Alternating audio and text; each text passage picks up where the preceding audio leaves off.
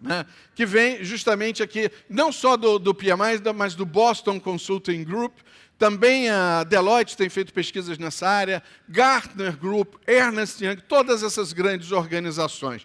Agora vejam que interessante. Há 6 fatores que já foram identificados que juntos, se integrados, podem ampliar essa taxa de sucesso, ou seja, reverter totalmente esse quadro, de 70% de fracasso para 80% de sucesso.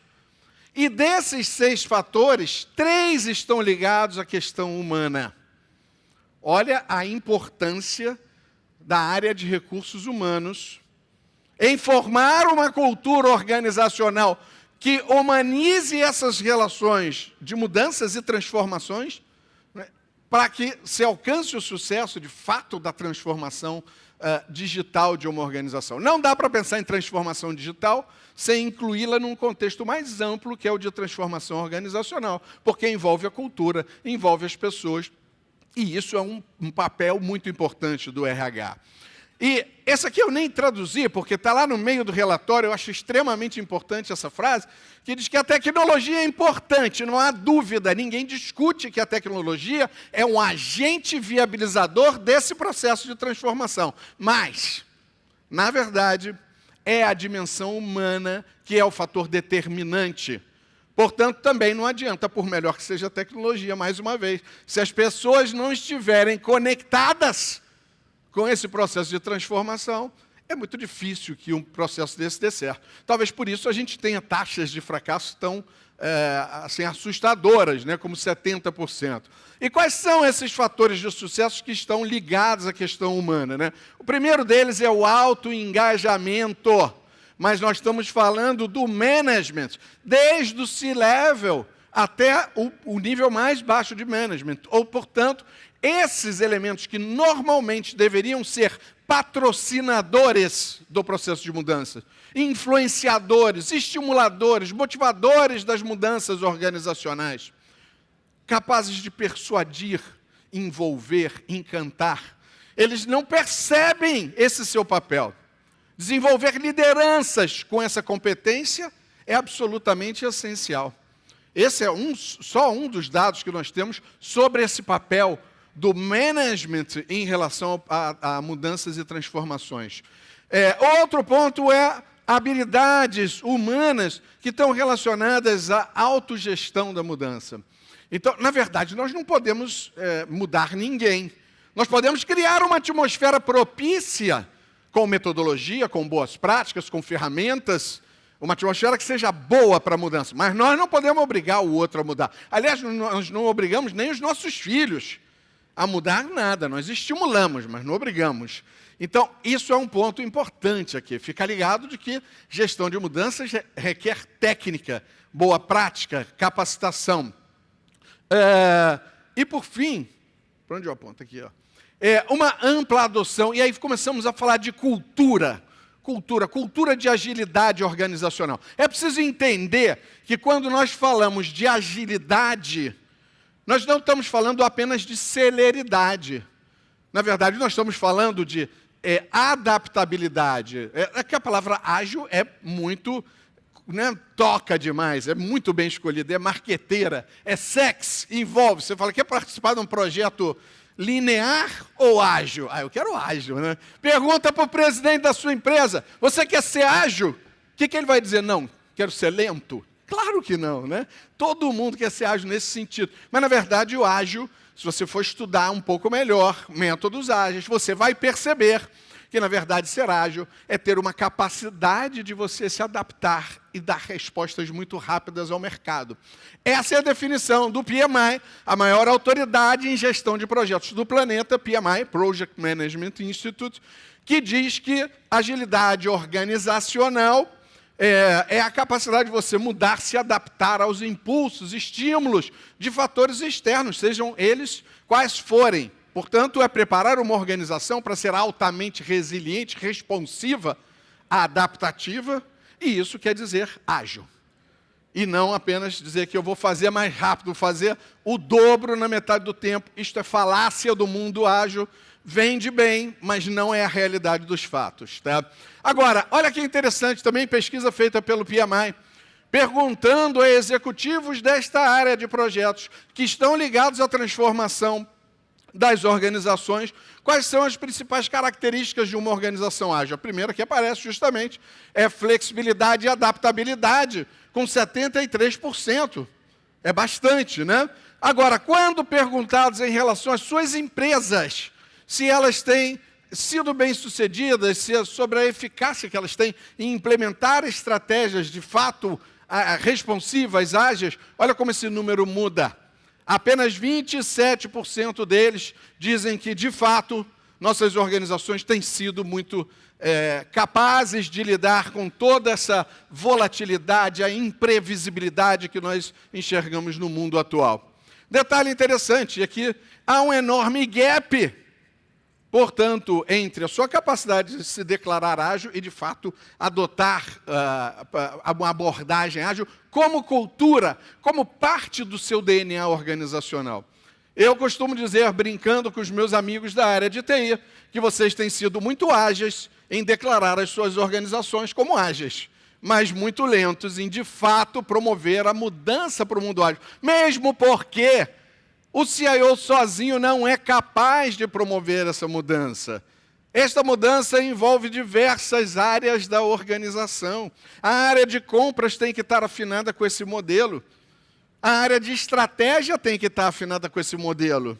A área de TI, e isto passa em muito pela capacidade de uma organização de criar uma cultura uníssona em torno de uma causa de alta adaptabilidade para que a organização seja capaz de se reinventar, de se transformar continuamente.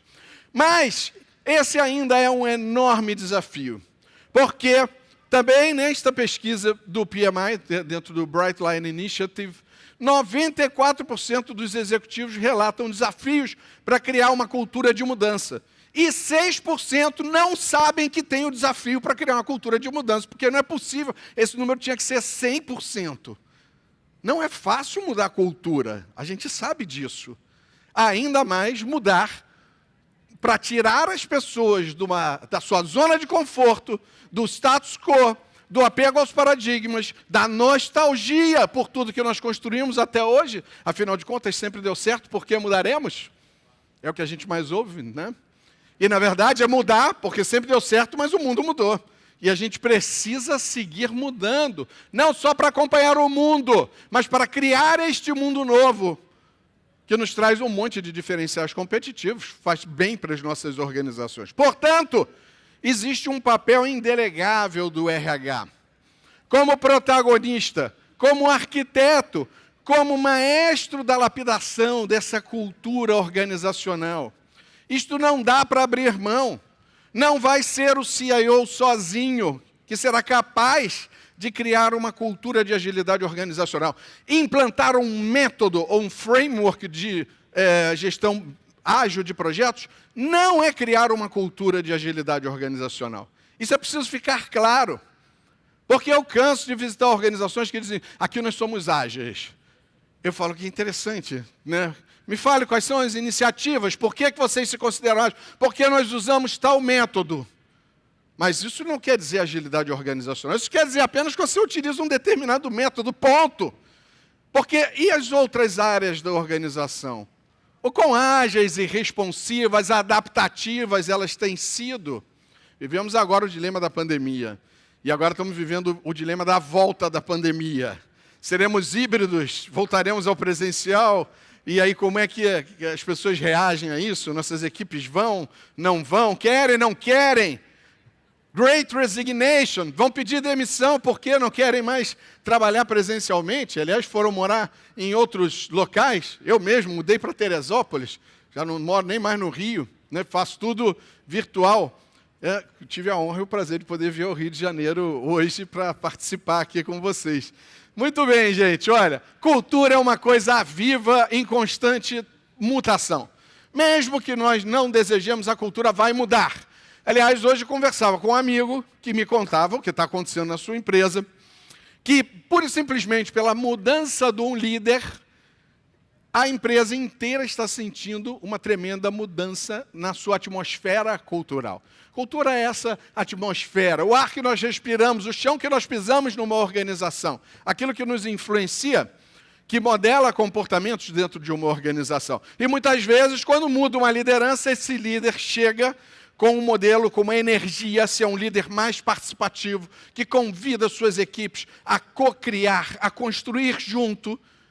Isso já muda a cultura, porque as pessoas se sentem estimuladas por um outro caminho. Aquelas que são passivas deixarão de ter uma boa avaliação, aquelas que são mais ativas, que participam mais intensamente do processo de cocriação, serão muito bem vistas, naturalmente, por esse líder. Aí muda esse líder e volta um outro com a postura extremamente centralizadora, novamente a cultura vai mudar.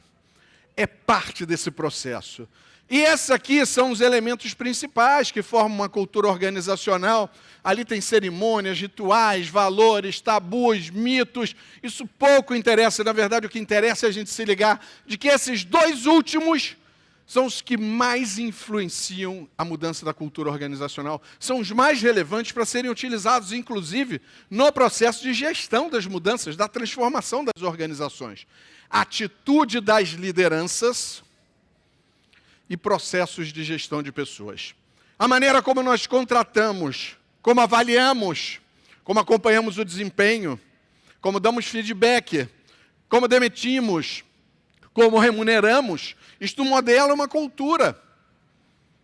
As organizações são organizações, por exemplo, cuja única expectativa é que vocês emprestem seus corpos. Mandem os corpos para o trabalho. A alma não precisa ir. Isso é muito ruim. A alma vem do latim anima, aquilo que dá vida. Se nós não temos alma, não temos a criatividade, não temos compromisso, não temos engajamento. Portanto, nós queremos organizações que as pessoas estejam integralmente conectadas. É exatamente o contrário. Bom, eu tinha acabado de falar o exemplo de liderança. Está aí, ó, a atitude das lideranças como um dos elementos mais importantes nesse processo de mudança de cultura. Portanto, cultura vai mudar, mas não pode mudar sem ser modelada. E isso tem que estar alinhado com os desafios do mercado, alinhado com todas essas questões, que são fatores externos, mercadológicos, comportamentais, geopolíticos, temos uma guerra, podemos incluir epidemiológicos, né, porque acabamos de passar por uma situação inesperada, eu acho que ninguém aqui tinha vivido nada disso, mas não podemos deixar a cultura se automodelar. E este é um papel indelegável de vocês. Vocês têm que estar atentos. E mais, quando eu coloco ali protagonismo, eu estou dizendo que primeiro vocês precisam entender que isto é comigo. Eu protagonizarei esse processo. Não definindo qual é essa cultura, mas provocando essa discussão de como será essa cultura. E depois desenvolvendo um planejamento estruturado para que esta cultura de transformação seja inserida no DNA organizacional. Esse é um papel que não pode ser delegado, porque não vai ser a área de finanças que vai fazer isso, não vai ser a área de compras que vai fazer isso. Aliás, se nós pensarmos no corpo humano, e aí vale uma reflexão, quero ouvir de vocês, né? Se cada parte do corpo fosse uma área, um órgão, né, de uma organização, o RH seria qual? O que vocês acham? Eu fico imaginando assim, olha, o cérebro talvez seja a área de estratégia, de pesquisa e desenvolvimento, de tomada de decisão no top management. Faz sentido, né? Faz sentido. Ok. O coração, né? O coração que pulsa, que conecta, que dá vida, talvez seja a área de relacionamento com o cliente, marketing, comercial. Mas e o RH? Que órgão é esse, o RH? Na minha opinião, não é exatamente um órgão, não. Mas sim o sistema circulatório. Porque o RH é a única área capaz de interconectar todos os órgãos, de irrigar com seu sangue, com oxigênio, com nutrientes, com a criação de anticorpos, aquilo que não é bom, mas aquilo que nós queremos eliminar da cultura. São vocês que podem perceber que se está formando, talvez não na cultura toda, mas numa subcultura, em um determinado departamento que a gente precisa eliminar através de uma atitude tóxica de um líder, por exemplo. Não queremos que este líder, através do fenômeno da psicologia social, a influência social, crie um determinado comportamento que seja aceito como norma, que seja um modelador do comportamento organizacional daquela subcultura. Não, a gente tem que perceber isso. Só vocês têm capilaridade o suficiente para passar por todos os outros órgãos e todos os níveis da estrutura organizacional. Só que o RH tem que olhar para cima também, porque o sistema circulatório tem que irrigar o cérebro. E muitas vezes o CEO, o CFO, o CIO, o COO, eles não estão percebendo esta necessidade de mudança de natureza cultural. Olha os números, 70% de fracasso, isso é normal? É aceitável? Você aceitaria que 70% das vezes o seu salário não fosse pago? Espero que não, eu pelo menos não aceito.